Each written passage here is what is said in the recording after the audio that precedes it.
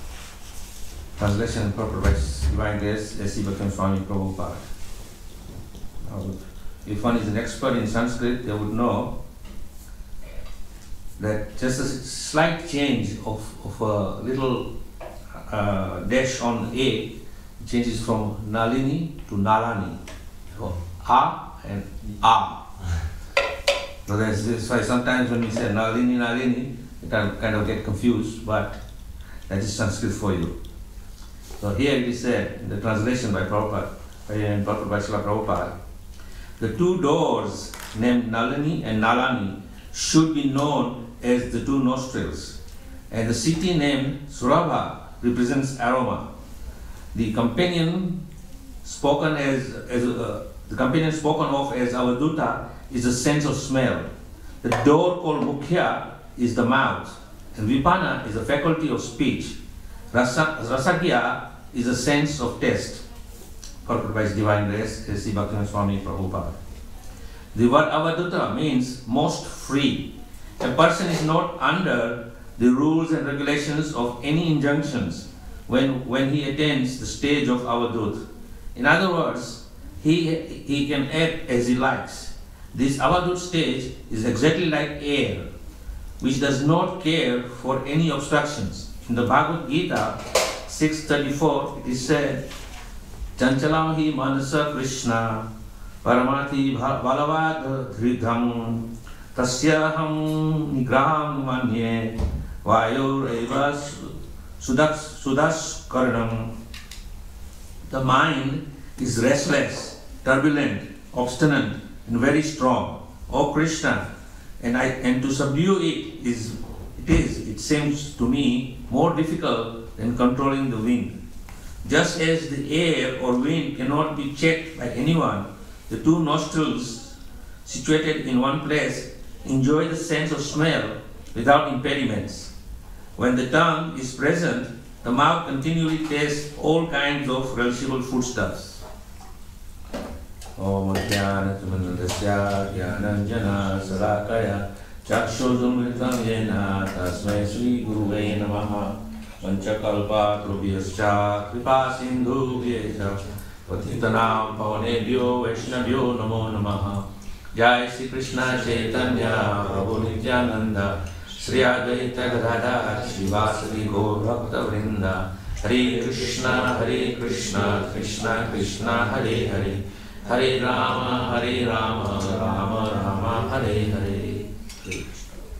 So, in this chapter we are actually getting a wonderful tour of the body. We started with the ears, the eyes, now the nostrils, the mouth, and eventually we'll come to the other two gates which are at the lower part of the body, the genitals and the rectum. So basically, here it is explained in the verse that the two nostrils are considered as two gateways, and these gateways lead to the city called Surabha. Surabha means a place of fragrance or aroma. So we all know that by the nose or the nostrils, we get two things. One, we get a passage of air. When we breathe air, the air goes inside the body and it goes into the lungs. And if you know biology, it is very, very simple understanding of biology, is that without oxygen, we cannot survive. So this is a very, very intricate system the Lord has created, where the air goes through the nose, goes into the lungs, and somehow it transfers from the lungs into the blood, and blood takes down the body, and it gives you life airs.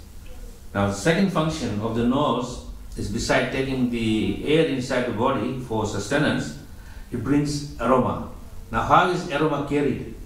The aroma is carried in the air, because if you study the smell doesn't have any physical body, but it's got a scent, it's fragrance. So how is this fragrance carried to you is through the air. So then air, when it enters the nose, depending on what kind of fragrance it is carrying with it, could be very pleasant or could be very foul. So, but it is explained in the purport by Prabhupada, and is relating to the verse from the Bhagavad Gita, where Krishna is telling Arjuna to control his senses.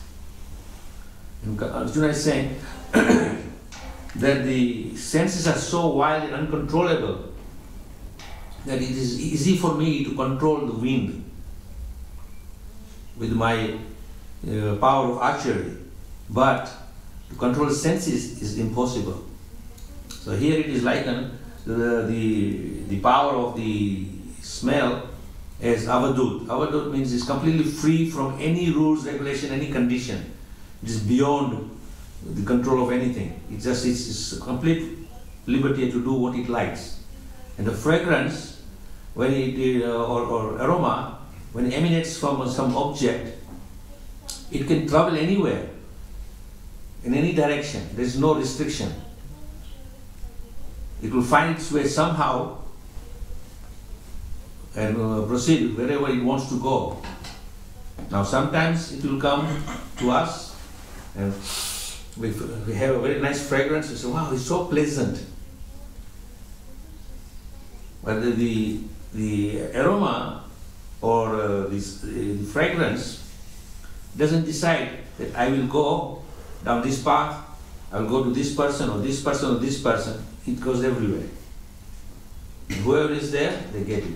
So there is that saying that if you want to prevent the smell coming in, then you have to make it airtight. Now if you make something very airtight, then air cannot go inside, and the air cannot come inside, and therefore the aroma which is carried on in the air cannot enter inside. Now for us, even if you close the nose and with your fingers and press, at some stage you have to let go of it, because if you stop breathing, then that is the end of your existence. Now it is amazing how the body is created. The Lord has created such a finely tuned machine that when the aroma which is carried through the air and goes to the nostril also is connected with the tongue and sense of taste. So sometimes when you have a blocked nose, then your sense of taste also goes a little bit. Just like recently, a couple of years back when we had this coronavirus effect, and it was affecting the breathing process and the lungs, and then you cannot taste anything, because they say first sign of corona infection is that you lose the taste. But it is not the taste you have lost, it's the ability to smell the fragrance which is carried on in the air.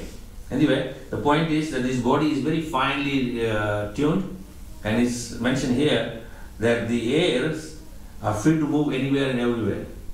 Now, of course, if you study somewhat yoga system, the yoga system is based on not just the posture of sitting, but concentration and focus. So in the Bhagavad Gita, of course, there is that description that you sit down in the lotus position, you half close your eyes and focus at the tip of your nose. So you bring your focus senses at one point, and then next level is you control your breathing. The deeper you go into meditation, the deeper, the more control you have over your in air and out air. So when you control this, then all the senses are somewhat brought under control. And this is the secret of being freed from the material entanglement, because if the senses are uncontrolled, then you cannot focus in anything. It will drag you everywhere, just like we mentioned previously, that the senses are likened to the 5 horses connected to the chariot. Now, as long as the charioteer has the reins in his hand, he can control the horses. But if these reins are lost, then the horses will have independence, and they can go any direction they like. So here, Arjuna is being told in the Bhagavad Gita by Krishna that he control these senses. Because the most important aspect is that if you have controlled senses, then you have control over yourself. In other words, this whole chapter is describing the city of 9 gates, namely the body, and different parts of the body has different gates. This is mentioned: the 2 eyes, the 2 nostrils, the mouth, the 2 ears, the genitals, all constitutes 9 gates in the body. The whole concept of controlling the body is that you have to have a good, strong leader who can control everything. So who is the king or the leader of this body? That is the soul. Now the soul is completely in control of his body as long as it controls all his senses. And how does how the senses are controlled, as we discussed yesterday, is that the mind has to be brought under control. Now we may hear this again and again and again. This very important point that the mind is the most obstinate in the body. It will lead you completely astray. And if you are not fully in control of the mind, then the mind will have free rein. It will go here, there, everywhere, and make you do all sorts of things. And what happens is that the mind uses the intelligence and the ego to try to enjoy the material world. Now we have understood from the scriptures and by the acharyas, also by Srila Prabhupada, who's teaching us the transcendental knowledge of these scriptures, is saying that this material place is not a place of enjoyment. In the Bhagavad Gita also Krishna says this place is dukhalaya, place of suffering. Now nobody wants to suffer, but suffering comes. And why is suffering coming? It's because we are trying to enjoy. And in the material world, if you want to enjoy, then Krishna says, I will give all facilitation to enjoy the material world. Whatever you want, you can try to enjoy it to your full satisfaction. But unfortunately, no matter how hard we try to enjoy this material world, we will never get full satisfaction. There is always something lacking. And then the next thing is that for every act of sense enjoyment, there is going to be an equal and opposite reaction. And what is the opposite of enjoyment? Suffering. So as Krishna says in the Bhagavad Gita, this place is place of dukhalaya, it's place of suffering. So we cannot enjoy ourselves in this material world because it's not a place where it is giving us the facilitation to enjoy. Because the bad bargain of this material world is that you have this body. This body cannot enjoy, although we are trying. You look at this whole world, everyone is trying to create all different kind of facilitation for enjoyment. And enticing, yes, come, enjoy. This is the best place you're going to get enjoyment. And we as a living entity become bewildered by this, and the senses drag us down more and more and more, and giving us a false sense of perception that we are going to enjoy. And we go try to enjoy. But what happens? The more you try to enjoy, the more suffering comes. For example, I don't know the culture here in Switzerland, but culture in England is a crazy one, that people work very hard Monday to Friday. They work like mad people. Early in the morning they go to work, and then in the afternoon, around 5 o'clock-ish, 6 o'clock, they go home and do their regular business, taking care of the necessities. Come Friday afternoon, you get your pay packet, and you get a little brown envelope with your name on it. And that is your reward for the 5 days work. So when you open the packet and you see all these pound notes inside, you are so excited.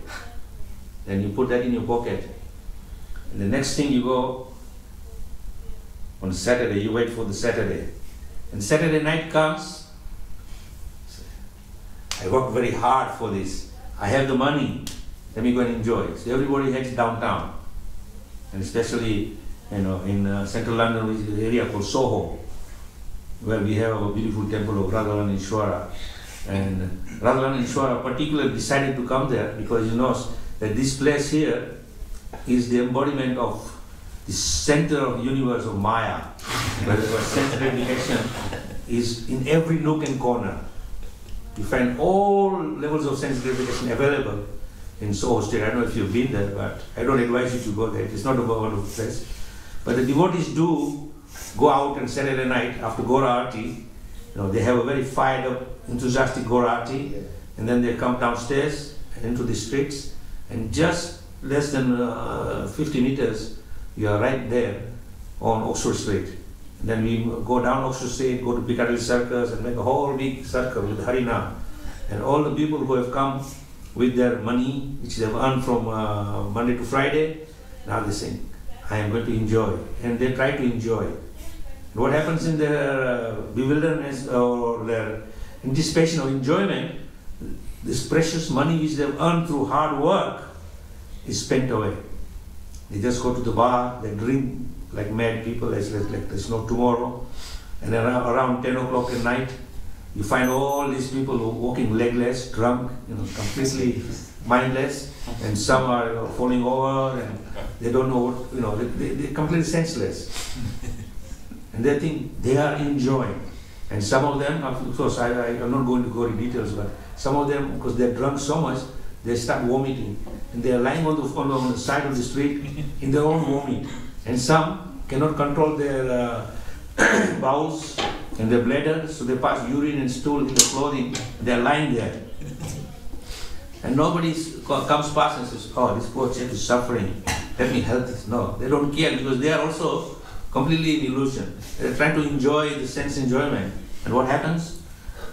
After early morning, at around 3 o'clock, 4 o'clock, the effect of alcohol is wearing away, and they sort of wake up and look at themselves. They've got a massive headache, and they look at themselves, they're all full of vomit or stool and urine, and it is absolutely filthy state of. Now, you will be okay in that condition if you're a hog, as you explained the other day. Hog is quite happy living in that condition. But we are not in a hog body, we are in a human body. And the human body, if you have little sense of pride in yourself, and cleanliness, you will see that this kind of condition is not acceptable at all. So somehow you'll try to go back to your home, and because you're still in a state of intoxication, you try to figure out where your house is. And then, of course, they come by public transport, and that time of the day there is no public transport, because the last bus finishes I think 12:30 or 1 o'clock. Then another bus, the first early bus comes at 5 o'clock in the morning, because people start going to work. So the subway and the train and the buses, they start around 5 o'clock. So up to that point, you don't know what to do. You're stuck, and the taxi are available, but the taxi person will look at your state, say, no, you're not sitting in my taxi. Because as soon as you carry this person, he'll bring, as we see here in this purport, the aroma or the foul smell. And the poor taxiwala, he may earn a few pounds for taking the person from the streets of London to their home.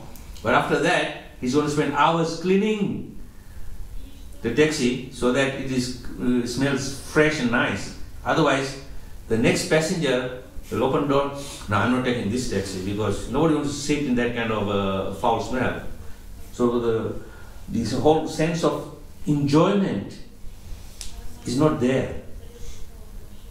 And we learn this, that from the scriptures, that this place is not a place of enjoyment, but it is a transit lounge which allows us to transmigrate from the material realm to the spiritual realm.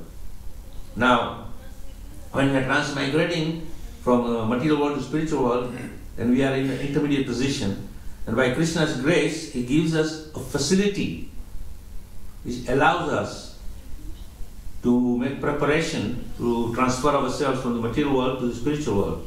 And what is that? Krishna says that if you are fully engaged in thoughts of me and remembrance of me, then you will come to me. Now if you are fully in remembrance of Krishna, your mind and your heart is full of thoughts of Krishna, then what will you think of? You will think of Krishna and you will want to be with Krishna. Now if you want to be with Krishna, you got to be clean. Not just externally clean. External cleaning, just taking a shower, is just maybe, I would say 1% of cleanliness. The other 99% of cleanliness is up there, in the mind. So mind should be completely clean, completely free from all desires. And when you are free from all desires, then you can become a constant companion of the Supreme Lord. Because to be in association with the Supreme Lord, you have to be free from all these things. And that is why the Lord Himself comes to introduce a system which will allow us to become free from this illusionary world. And what does Krishna say in the Bhagavad Gita? Bhaktyamam abhijananti. That if you want to know me, come to me, then you have to perform bhakti.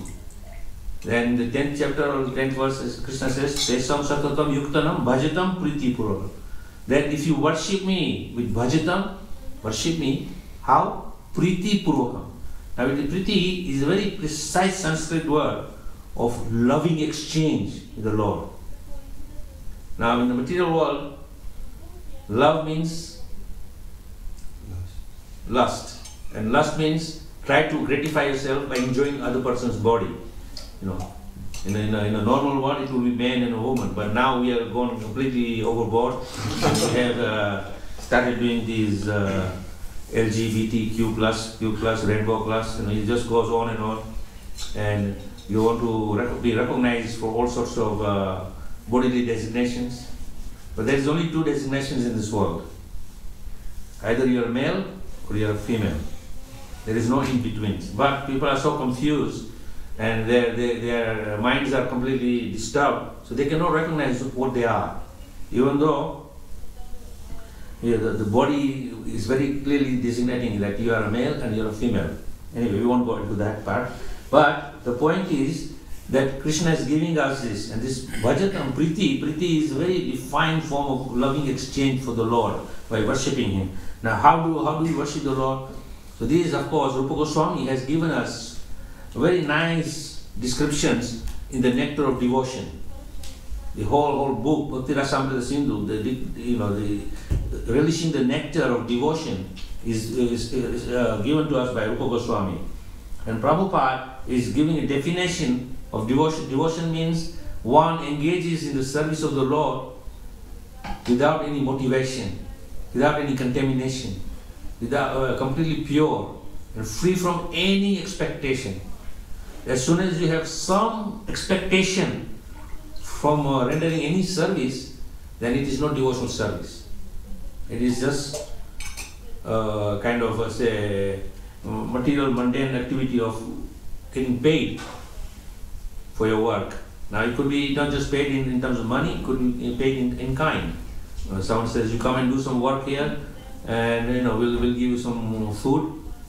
So it's not money, but still you're getting paid in food. So whatever is reciprocating some kind of exchange. But with Krishna, when you're serving Krishna, it should be done with only one consciousness, that Krishna, whatever I am doing, I just want to make you happy. Now to develop that consciousness in this material world is very difficult.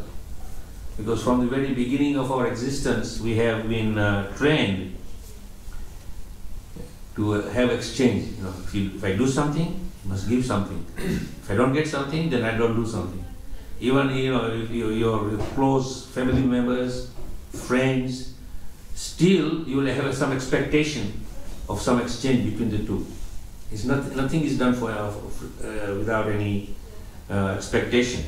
So to come to that level is very difficult. But by mercy of Lord Chaitanya Mahaprabhu, he has introduced a very, very simple form of bhakti yoga. Here, as mentioned in the verse from Bhagavad Gita, where Krishna is saying to Arjuna is saying to Krishna that it is very difficult to control this mind. Now Krishna is kind of instructing Arjuna that control your mind. Lord Chaitanya Mahaprabhu, same Krishna, he comes to this material world at a time where the age is completely gone crazy, the modes of ignorance and passion are running wild, and nobody can control their senses. So Lord Chaitanya Mahaprabhu, he comes specifically to give us a process which will allow us to control and focus our mind and senses. And what is this that he has given? He has given the holy name to us. And this holy name, if we chant the holy name, the Mahamantra properly, as rules regulations has given us, very simple rule regulation, not difficult to follow, and we control this mind and focus in chanting. What is the principle of chanting? Shravana, hearing and chanting. Now, if you do not concentrate on our chanting properly, then we will be chanting, the tongue will be going Hare Krishna, Krishna Krishna, Hare Rama, Hare Rama, Rama Rama, but the ear is not hearing. And of course, if you don't hear the Shravana principle, then the sound vibration will not go to the core of your heart. Although the soul is not dependent on these ears. The soul is not dependent, because soul has its own transcendental senses, as mentioned in the Bhagavad Gita, that the spirit soul has subtle senses, which are spiritual in nature, it's not the material. These senses which we have, which is describing this chapter here, the eyes, the nostril, the tongue, the mouth, the ears, these are gross senses or sense organs.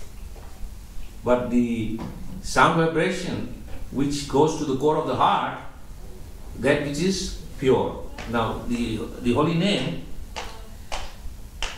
is described as the transcendental sound vibration. It's spiritual in nature. It's not mundane sound vibration. We hear so many mundane noises, or we make so many sounds, depending on which part of the world you are, you have created your own communication sound vibration, what we call the language. So your language may be, Swiss or French or Italian or Hindi or, Chinese, but it's just vibration. But it will not have any transcendental effect on you. More likely, it will open up your understanding to the material world. Through language, we communicate, and we communicate the material world with us. So, the sound vibration is very, very important. So when we concentrate in chanting the sound vibration, then it goes right to the core of the heart. And when this system which Mahaprabhu is given says, simply chant the holy name of the Lord. Wherever you go, wherever you are, no restrictions. You just simply chant the holy name of the Lord. Now when you chant the holy name of the Lord, the sound vibration is so powerful that it goes to the core of the heart. And when it goes to the core of the heart, what it does, it removes all the illusion. It removes all the illusion which the soul is covered by. And this covering is not just from this life. For many thousands of lifetimes, we are covering one layer, another layer, another layer, and layer after layer, it's just covering more and more. And the thicker the layer gets, the soul becomes completely confined and it cannot go beyond. But the Lord is very kind that He comes and sees that even though you are covered with like unlimited layers of contamination, these can be freed simply by chanting the holy name of the Lord. So there was one time, one devotee asked Srila Prabhupada, how long does it take to become Krishna conscious? And Prabhupada with his eyes raised, 1 minute. Now just imagine the power of the holy name. In just 1 minute, you can become completely freed from everything. But unfortunately, our chanting is not at that level that it will take 1 minute rather. So, the spiritual master, Srila Prabhupada, is patient, saying, okay, don't worry, just chant this process whole life. And the Lord also says, don't worry, take your pace, no rush. But rush is only there when we understand the urgency of taking full shelter of the holy name. When we take the full shelter of the holy name, then the holy name will be completely taking care of us, protecting us, creates like a shield around us, that further contamination cannot come in. Because this world is like that you clean something and it gets dirty again. That is why every day we have to sweep the floors, we have to clean everything. You have a nice shower, you spend maybe say half an hour in the shower room, soaping your body from top to bottom, clean everything up, and then come out. After half an hour, body starts to sweat, you again begin to get foul smell, and then again you go to clean yourself. But with the holy name, it is so powerful that it will not keep the body clean, but it will keep the mind and the soul clean. Because the soul is clean, then the mind is clean. If the mind is clean, then mind will then, at that point, will only thinking, how I can remember Krishna, how I can serve Krishna. So these, of course, we can see in the example of Srila Prabhupada. That Srila Prabhupada is teaching by his own personal example. Every moment Prabhupada is thinking, how I'm going to spread this mission, how I'm going to make arrangements for the holy name to be spread to the masses, how I'm going to make arrangements so that people can come and take shelter of Krishna. He's always thinking about it. And then at these other times, he's so much putting his life energy in translating this transcendental message, so that we who do not have the privilege of being educated in the Sanskrit language can understand this. Even the Sanskrit language originated in the track of languages India. Even today, Sanskrit is not prominent there. Only just last month someone was telling me that one of the best Sanskrit university is in Germany. So German people have actually understood that this Sanskrit is very, very important language. Otherwise, why would they make a university? Now, in the university they are teaching the language of Sanskrit. Now, on the other hand, material is looking at it. If someone gets a PhD in Sanskrit, what kind of benefits he's gonna get in the material world? He's not gonna get some job somewhere. It will be very highly paid. No. But Sanskrit is the language which is so deep that it reveals the transcendental nature of the Supreme Lord.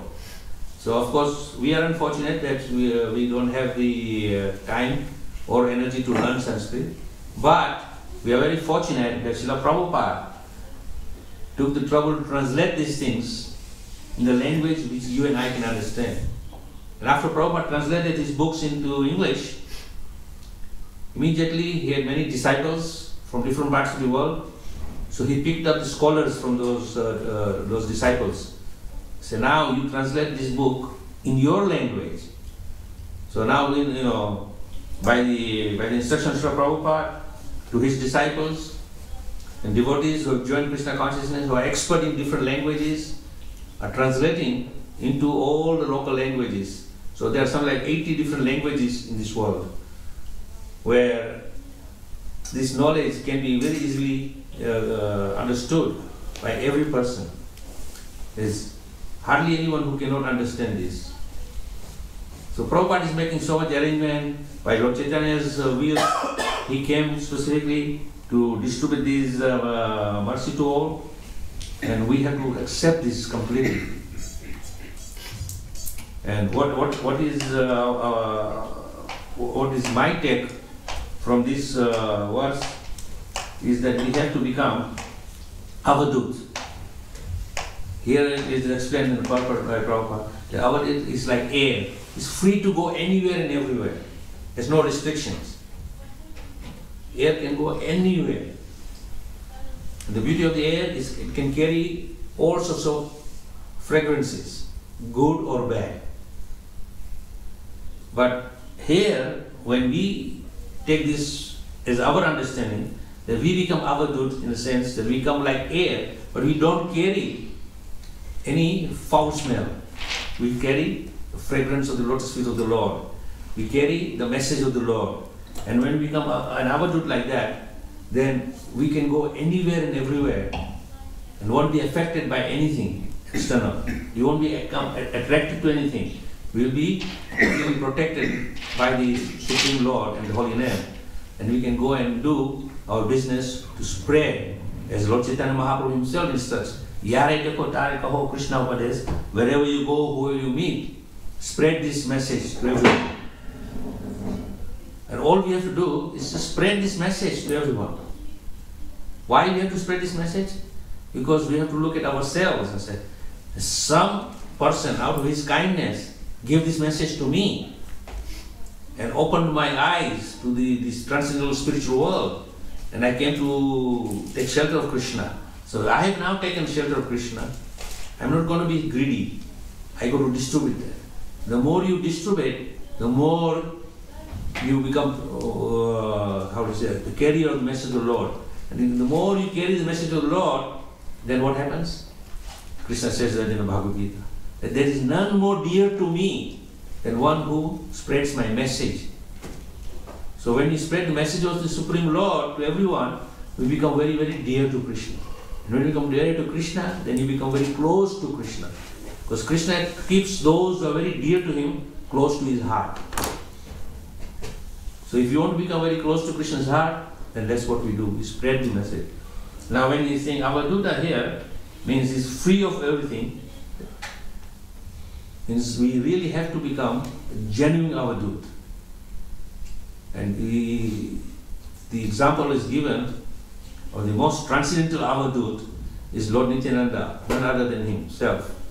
Lord Nityananda, out of his compassionate heart, he would go to spray the Harinam Sankirtan every place. So sometimes he would go into the place where they are dispensing alcohol. And alcohol means the place of Maya stronghold. Because alcohol brings you complete illusion. And where there is alcohol, there is also all forms of other kinds of sinful activities. And Lord Nityananda would go into this place and he would give them all the mercy of the Supreme Lord and the Holy Name. But he would not be contaminated by this.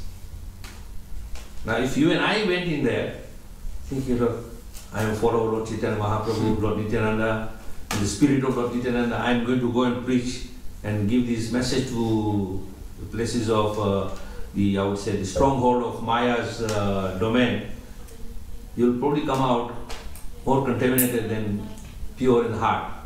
Because the power of Maya illusion is so strong that unless until you are completely absorbed and protected by the Holy Name, then you will be very weak and you will be attracted by these things, because these things are very, very powerful, because we are living in their domain. So when you are living in their domain, it's very powerful. The example is given that the crocodile is very, very strong when it's in the river. But when the crocodile is sitting on the banks of the river, it's not so strong. You know, they've scientifically proven that when the crocodile opens its mouth and snaps, such a power there that it can snap your leg like breaking a twig. But that same crocodile, when it's on the land, and you with the finger just put it on the nose and press it down, it cannot open. Just a light tap on the nose, it cannot open. But when you're in the water, it's a whole different ballgame. So this world is like that river with lots of crocodiles of Maya. And when we are in the domain of Maya, who is most powerful? Maya. So we have to become strong. And when you become strong, then the crocodiles of Maya cannot attack you. Because, even something comes in front of you, you say, no, not interested. But sometimes, because you are weak, then you give into sense enjoyment.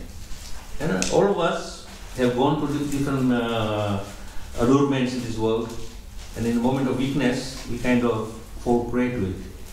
That's why we sometimes hear stories that some devotee, he was very, very, very focused devotee, he's very powerful in preaching and in sadhana, he's doing everything for many years, and then all of a sudden you hear, he was a victim of Maya. He gave up the practice of Krishna Bhakti. And you wonder why? If someone is following so strongly, is doing sadhana is strong, chanting is strong, preaching is very enthusiastically, but then Maya says, you may be powerful, but I am even more powerful because you are in my domain. So we have to take these cautions, and that's why Prabhupada always says that when we are preaching or we are going anywhere, we should always be in association of devotees. Because when you are in association of devotees, the devotees who are with us collectively will create a nice protecting shield where we cannot be a victim of Maya or the allurement. If you are going straight, we say, hey Prabhu, come back. No nonsense. We are here for a business. Distribute books, do Harinam, and let's go. So we will be protected. So on that basis, we have to take this process very seriously. Although this process is the most wonderful and very simple process, but it's still difficult to execute. And all of us, the mind gives so many problems every day, in our practice of bhakti. So here, we have to take it from Arjuna, that Arjuna is saying that with my power, I can control the wind. Now you see, nobody can control the wind. When these tornadoes come, nothing can stop. Even the most advanced technology in this world cannot stop a tornado ripping off the roofs and destroying everything. But Arjuna said, I can even stop that. Now how can Arjuna do that? Of course, it was not just physical bow and arrow, but he had Krishna with him. And he had conviction that Krishna is my shelter, Krishna is my protector. And of course Krishna says that if you are fully under my shelter, nothing can touch you. So we have to prepare in our process of practicing bhakti in such a way that we are fully surrendering to Krishna, not holding back. Because if you hold back, then Krishna says, how can I help you? And one last example I'll give you is of Draupadi. Draupadi, of course, is not just related to Krishna, but she was a first-class devotee of Krishna. But when she was facing this unfortunate incident where Dushasan was trying to disrobe her and embarrass her in front of everybody, and for a lady to be disrobed in the assembly of men is the worst kind of degradation or humiliation. So when this was happening to Draupadi, and Draupadi was looking at all the powerful people sitting there in the midst, at least from her side, Arjuna, Bhim, Nakul, Sahadev, Yudhishthira, all these very powerful people, they could not do anything. And then finally, just to protect her dignity, she was holding on to her sari, and Dushasan with his mighty powerful arms was started pulling. And then she finally said, Krishna, help me out here. I'm your devotee. Now, disrobing me will humiliate me, but it will humiliate you even more, because you say you protect your devotees. So she's holding on to her sari, and Krishna says, yes, I want to help you, but let go of the sari. Trust me. And finally, her arms are weak. She puts her hands up and says, okay, Krishna, I'm at your disposal. Do what you want. When they get disrobed, it won't only be insult to me, but it will be insult to you. Of course, Krishna doesn't want to be insulted. So Krishna is providing unlimited saris because Draupadi shows full surrender. So in the same spirit, we have to come forward and declare ourselves, Krishna, I want to be with you. I want to be fully surrendered. And of course, It's not just a physical act, but then our prayer should be such that, dear Lord, you know my heart, I'm weak, I can become victim to Maya and sense enjoyment, but please you help me. So when you give Krishna complete freedom to control you, then Krishna says, now that you are giving me the permission to control you, I will control you. Then Krishna will protect us. And when Krishna protects us, nothing can touch us in this material world. Nothing. We can go anywhere and everywhere and preach. And Maya can be right in front of you and you won't affect you. So we will be protected by Krishna at every moment if you are fully taking shelter of Krishna. And it's not difficult, it's just the state of consciousness. The prayer we make to Krishna. The prayer should come from our heart, genuine prayers, and when we pray to Krishna, then we are completely in Krishna's protection, without fear. Okay, one more story just came to my mind. There was one devotee in France. He, during the time when we are doing paintings, these oil paintings, so he was going door to door knocking to, in the very rich area, and he knocked on one home, and one middle-aged, lady in her 35-year-old age group, she opened the door, and she saw this beautiful young devotee, although he was not dressed in devotee clothes, but because he's a devotee of the Lord, he's very effulgent. And this lady got attracted to him. Said, yes, please come inside my home. So he came, and then said, yes, we have these beautiful paintings, and they are, rich people, so they can afford to decorate their walls with these fancy paintings. So he was thinking, okay, maybe this lady is going to buy some paintings. So he was opening his roll and laying it all down. Meanwhile, the lady went next door and changed into her negligee, and she came to offer herself to this Sankirtan devotee, and he looked at her and said, Nrsimhadev! Roll his painting, rolled up, put it on his arm, and shot out of the door. Now, Krishna gave him the intelligence, and he remembered, Lord Nrsimhadev, protect me. This is Maya. Now, on the other hand, if he was a weak person, he said, well, I'm getting this lady in front of me to enjoy this lady's flesh, body. Nobody's here, nobody's seeing. Let me enjoy it. But no, Krishna gave him the intelligence and protection, and immediately he left. So you can see, Krishna will give you the intelligence, the protection, that if you are in the clutches of Maya, immediately Krishna will pull you out of that Maya and you will go away. So, there are many incidents like that where devotees are protected from the allurement of material world. So we have to have full faith that Krishna is going to protect us, and at every point we just keep praying, Krishna, you are my shelter. So even in our daily practice, morning Arti, Mangal Arti, after Mangal Arti what do we sing? Nrsimha prayers. After Gorati, Nrsimha prayers. Afternoon, Rajbhog Arti, Nrsimha prayers. Evening, Sayan Darshan, Nrsimha prayers. So praying to Lord Nrsimha every moment. What for? For protection. Protection from what? From Maya. Not from other protections. Other protections will be there. But the main protection we are praying for, from Maya. So we are free from Maya, and all the hard work we have done in our life of purifying the heart by chanting the holy name and serving the Lord is protected and intact. That contamination doesn't come in. So on that note, I will say, take full shelter of the Lord, and without fear, just pursue your bhakti, and if not today, then tomorrow, Krishna will say, okay, you have done enough, come back home, and we go back to the spiritual. Hare Krishna. Thank you very much. So anybody has any comments, any questions?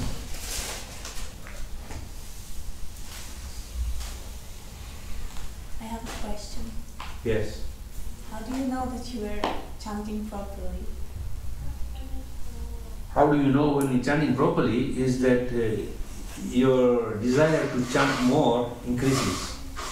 Because when we are chanting nicely, then we are actually relishing the nectar of the holy name.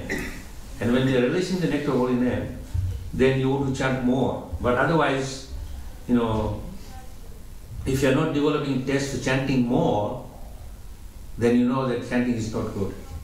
That's why even in our 10 offenses in the holy name, Bhaktivinoda Thakur gives the 11th one. He said it is also an offense to be inattentive while chanting.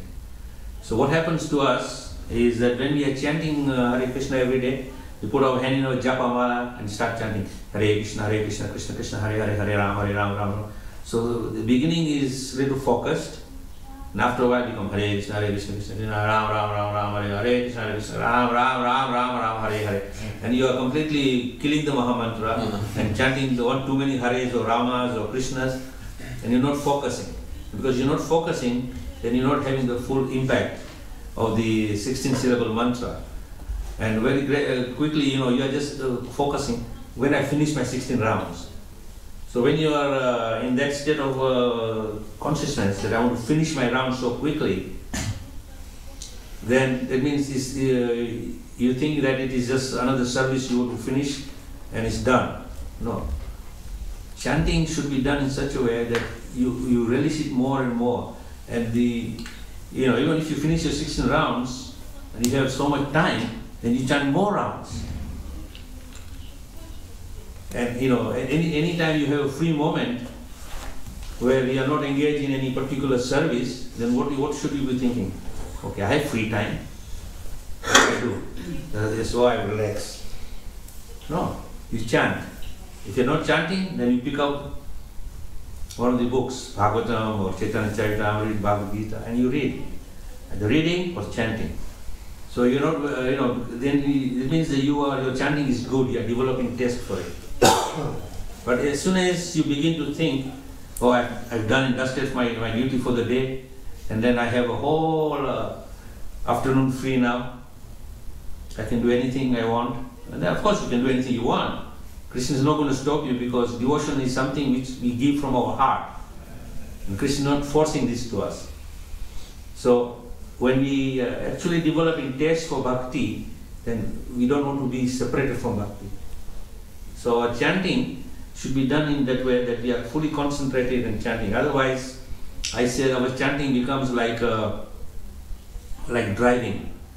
When you first learn to drive, your driving instructor is sitting next to you, and you're very focused, holding your hands on the steerings, and then you're very focused, you look in the mirror, you're very concentrating, because you're learning. But after you have learned to drive, and then you go for a driving test, and after driving test is done, and then your driving examiner says, congratulations, you have passed, and give you a certificate, and then you get your license, and say, hey, I can drive now, without any fear. Legally I can drive. And you sit in your car and you drive.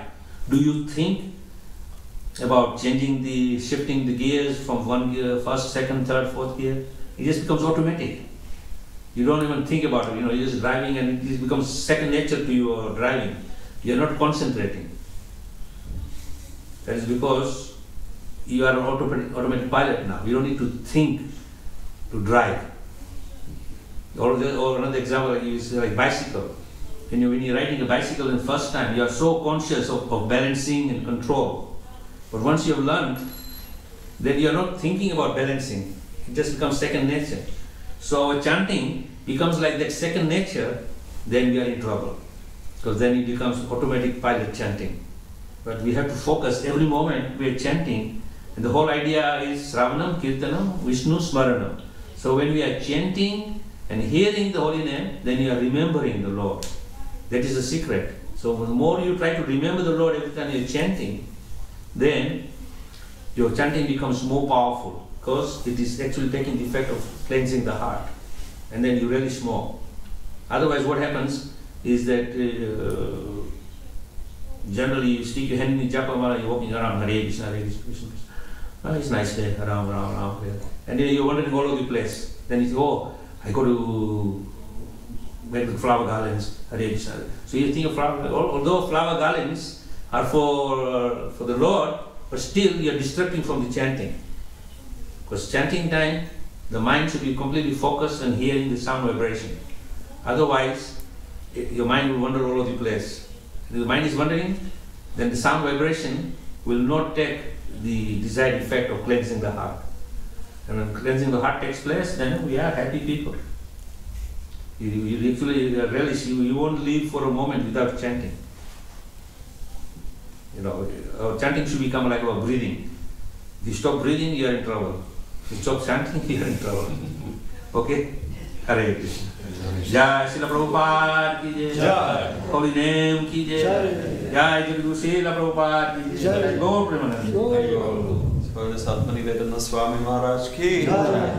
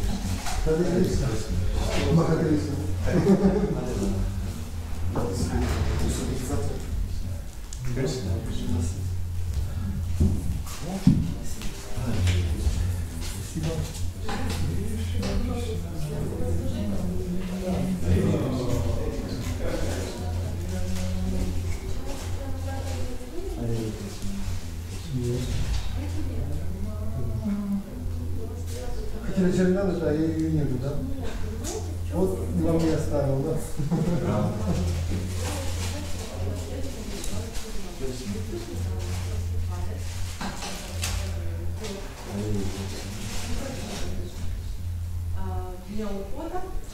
Ведро. Я из ведра не выпил, но маленький. Да. Да. Нет, в каждом случае достаточно манипуляции. Если вдруг такого сюжета, что клиент остается, нельзя дает возможность подготовиться. Или это так было, это не было неправильно. Больше не просто нет. Вот просто в этом будет правильно вот видно. На комфортном деле. Да, именно комфортно. Значит, это выглядит. Она очень хорошо даже пахнет. Она была нормальная, она сказала, что признался, что это ресторан. Это уже на тот глаз по поручению, а не тот, кто выставлял. Саша, как нам дают указания? А мы?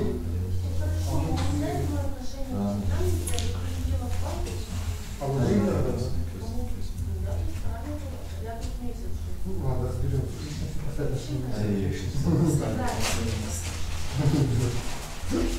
Сами себя сами. Мы сказали, я сделал.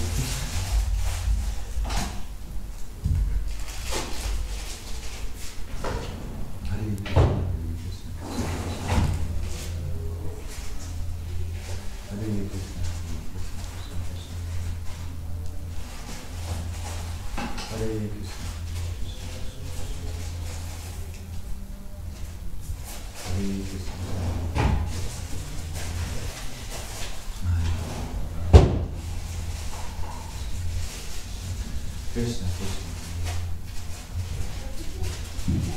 Hare Krishna. Hare Krishna.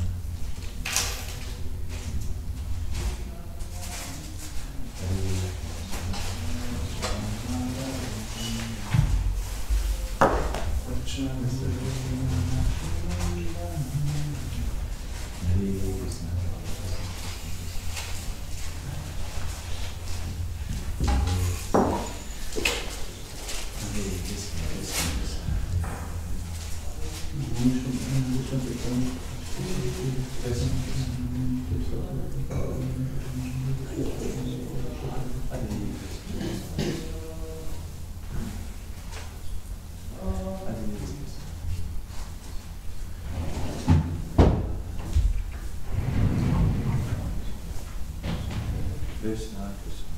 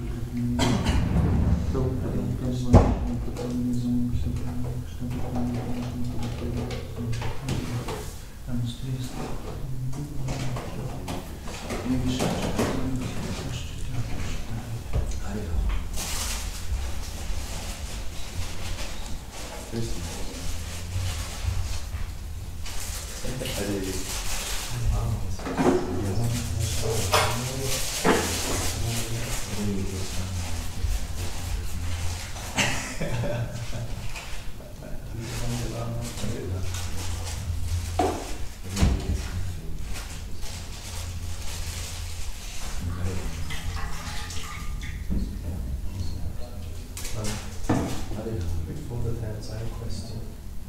Come here, please. It is a different. Growing hair. Keep your head closed at least.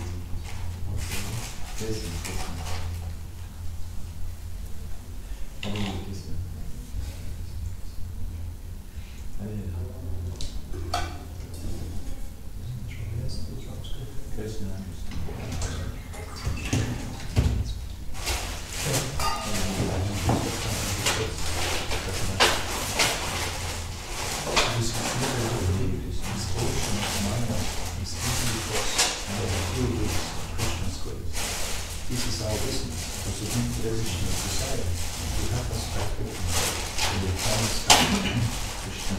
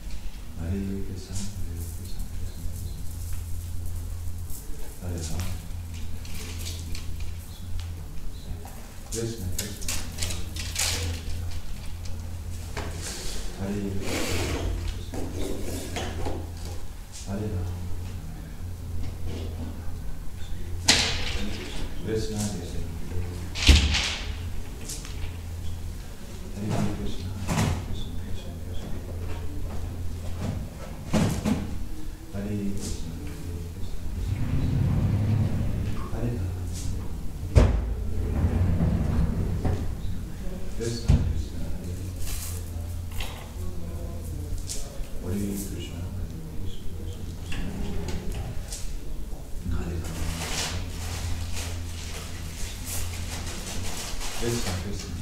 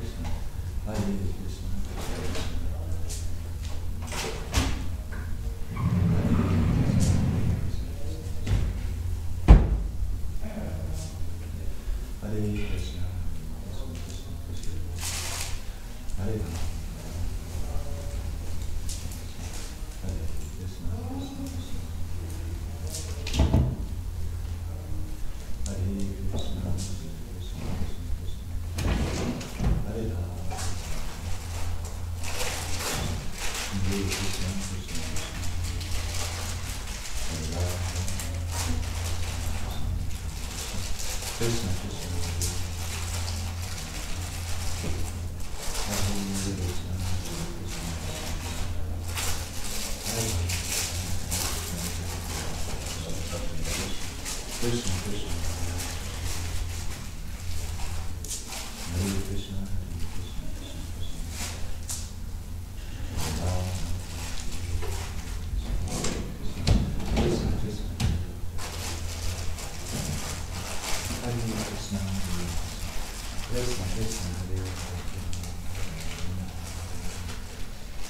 Hare